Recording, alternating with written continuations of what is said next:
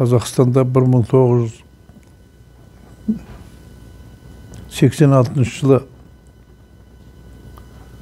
Қазақстан орталық партия комитетінің бірінші хатшысы, саяси бюроның мүшесі, аспандағы айымыз, күніміз деп жүрген елдің бәрі қадірлеп жақсы көретін Димекең торғайдай топ ете қалды.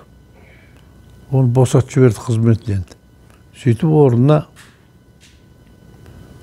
Ульяновск облыстық партия комитетінің бірінші хатшысы, Қазақстанға бұрын табаны тиіп көрмеген Колбин Геннадий Васильевич дейтін кісі келді. Бұл жалпы қазақ жастарының намысына тиді бұл оқиға. Сөйтіп біз қарсы емеспіз. Біз орыс, қазақпа бұрыннан да бірге тұрып жатырмыз тату-тәтті. Бірақ бізде де адам табылады ғой, бұл Қазақстанды басқаратын өзге ұлттан.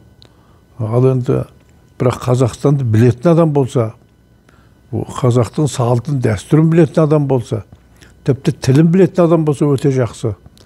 Ал енді мынау жөнсіздік болды деп, Алматыда жоғары оқу орындарының балалары жиналып қарсы шықты. Бұл енді ол кезде оқиға деді, желтоқсан оқиғасы деп, ол желтоқсан оқиғасынан гөрі бұл тереңірек еді, бұл көтеріліс еді. Сол кездегі саясатқа, саяси ахуалға қарсылық еді.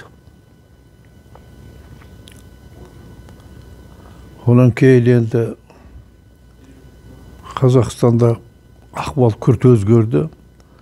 Біз өз басымыз ойладық. 1937 жылы қайтып келген екен ғой Қазақстанға деп. Жаппай жазалау басталды. Талай балалар азапталды. Қыздар азап шекті. Ит қосып қуды.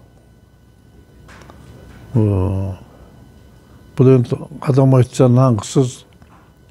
Әлі күнге дейін есімізге түссе есеңгіретіп жіберетін жағдай болады.